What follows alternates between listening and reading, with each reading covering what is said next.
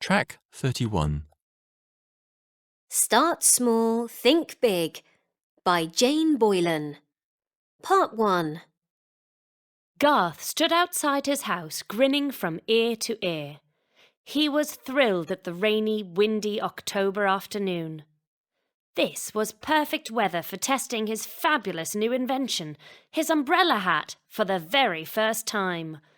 He carefully placed the hat on his head, fastened the strap securely under his chin, and started walking purposefully along the street. He was so excited about his new invention and could hardly wait to try it out.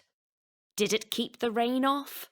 Did the wind get underneath the hat and blow it askew?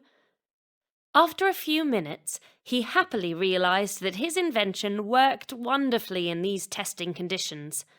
He even passed a man wrestling with an umbrella, a bag of shopping, and a yapping dog on a lead. The man stared open-mouthed as Garth calmly walked past.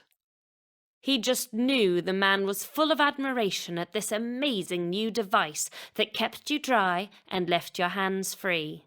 Soon everyone would want to own one. Part 2. Then his heart sank. Striding towards him on the other side of the road were the Barker boys, 3 nasty neighbourhood brothers.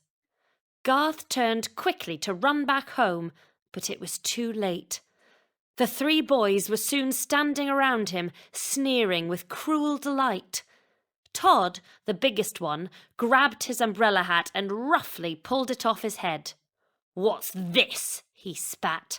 "It's an umbrella hat," Garth squeaked.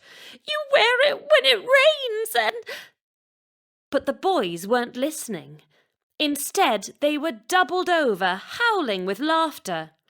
"It looks dumb. Do you really think anyone would wear that stupid thing?" Todd sneered. "You're just a freak, Garth, living in a freak's dream world." He tossed the hat over his shoulder, and the 3 boys ran off, shrieking with laughter. The mocking jibes rang in Garth's ears long after they were out of sight. Part 3. Trembling and humiliated, Garth picked up his battered invention from the ground. He could feel hot tears prickling his eyes. Maybe the repugnant Todd Barker was right. In reality, who would ever want to wear his invention? He was just fooling himself. Suddenly, he looked up and saw a smart lady in a suit peering at him with concern. "I was just leaving my house when I saw you and those boys.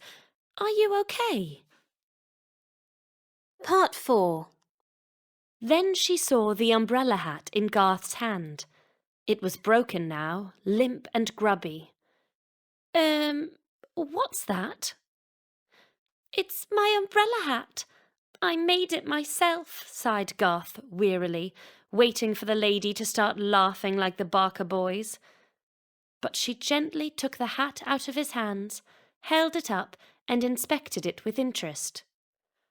"What a wonderful idea! Did you think of it yourself?" "Yes," said Garth, suddenly brightening.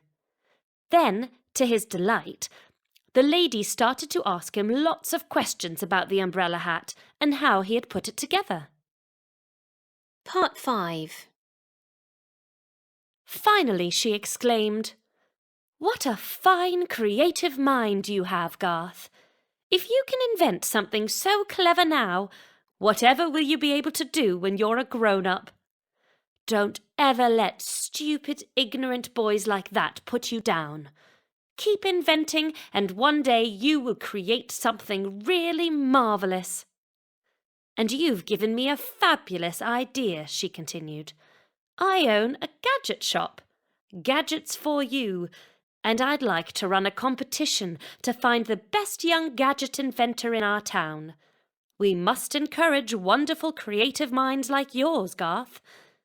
I will display the 3 best inventions in my shop, and as prizes, the inventors will each get a big fat voucher to spend on gadgets.